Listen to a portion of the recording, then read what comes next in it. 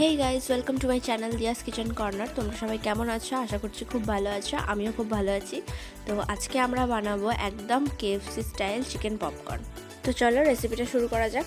তো প্রথমেই আমরা 250 গ্রাম বোনলেস চিকেন নিয়েছি, ভালো করে ধুয়ে নিয়েছি। দেন দিয়ে দিলাম পরিমাণ মতো নুন, আর দিয়ে দিয়েছি 1 টিস্পুন রসুন বাটা, 1 টিস্পুন আদা বাটা, আর দিয়ে দিয়েছি 1 কাপ দুধ, আর দিলাম রেড চিলি পাউডার, গোলমরিচ, আর একটুখানি সোয়া সস 1/2 টিস্পুন মতো, আর দিলাম 1/2 টিস্পুন ভিনিগার। এবার ভালো করে ম্যারিনেট করে নেব।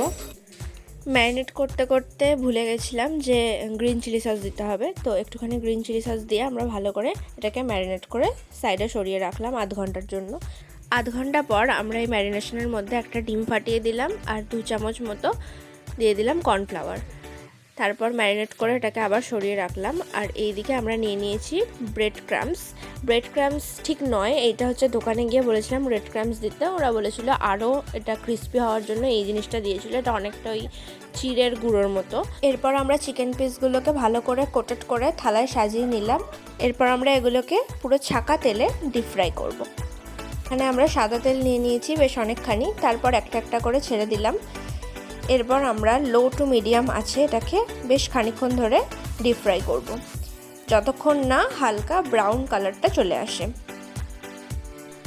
বেশ কিছুক্ষণ ফ্রাই করার পর দেখবে হালকা গোল্ডেন ব্রাউন কালারটা চলে এসছে। তখন আমরা এগুলোকে ভালো করে তেল থেকে তেল ঝাড়িয়ে তুলে নেব। প্রথমেই গ্যাসটাকে আমরা হাই করিনি, কারণ কি তাহলে কিন্তু ওপরটা ক্রাঞ্চি হবে, ভেতরটা কিন্তু কাঁচা থাকে। তো পুরোটা সুন্দর করে রান্না করার জন্য আমাদের লো টু মিডিয়াম আছেই পুরোটাকে করতে হবে। দেন প্রত্যেকটা আমরা তুলে একটা কাগজের মধ্যে সার্ভ করেছি, যাতে এক্সট্রা অয়েলটা বেরিয়ে যায়। দেন দেখো সব এক্সট্রা অয়েলটা বেরিয়ে গেছে, কি সুন্দর মুচমুচে হয়েছে।